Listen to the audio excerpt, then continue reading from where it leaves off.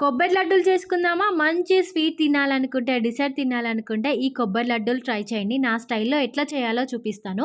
ఈ శ్రావణ మాసంలో ఫుల్లు పండగలు, పూజలు. వేస్ట్ చేయడం ఎందుకు కొబ్బరిలు కొట్టినప్పుడు?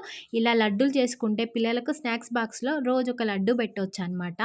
మనం కూడా లంచ్ అయిన తర్వాత తినొచ్చు. ఇలా చిన్న చిన్న ముక్కలు తీసుకోండి. నేను 3 కొబ్బరిలు తీసుకొని చిన్న చిన్న ముక్కలు కట్ చేసుకొని నేను ఇలా మిక్సీ పట్టుకున్నాను. సన్నగా పొడి వచ్చేటట్టుగా పట్టుకోండి. ఆ తర్వాత పొయ్యి మీద ప్యాన్ పెట్టుకొని ఒక 5 టేబుల్ స్పూన్ల ఆవు నెయ్యి తీసుకున్నాను నేను. 5 టేబుల్ స్పూన్ల ఆవు నెయ్యి తీసుకున్న తర్వాత కొబ్బరి పొడిని అందులో యాడ్ చేసుకొని మంచి కలర్ వచ్చేలాగా, గోల్డెన్ బ్రౌన్ కలర్ వచ్చేలాగా కొబ్బరి పొడిని వేయించుకోవాలి నెయ్యిలో. సిమ్లోనే పెట్టి వేయించుకోండి. మనకు కొబ్బరి పొడి వేగిందో లేదో చూపిస్తాను చూడండి. ఇలా మంచి కలర్ వచ్చిన తర్వాత మనకు వేగినట్టే పక్కనకు తీసేసుకోండి కొబ్బరి పొడిని.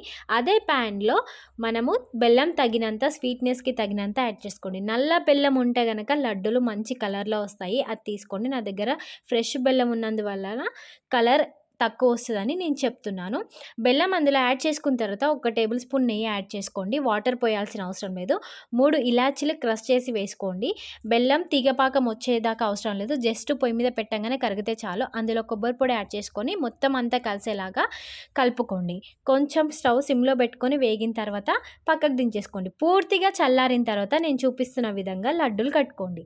ఇందులో లడ్డూలు కట్టేటప్పుడు మీ ఇష్టం ఉన్న డ్రై ఫ్రూట్స్ యాడ్ చేసుకోండి. వాటర్ మిలన్ సీడ్స్ అయితే ఇంకా బెస్ట్ అనమాట. మంచి కలర్ఫుల్గా కనిపిస్తాయి లడ్డూలు. నేనైతే జీడిపప్పు యాడ్ చేస్తున్నాను.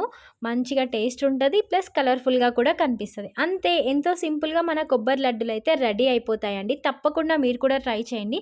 కొబ్బరిలు కొట్టినప్పుడు వేస్ట్ చేయకుండా ఇలా ట్రై చేస్తే బాగుంటుంది.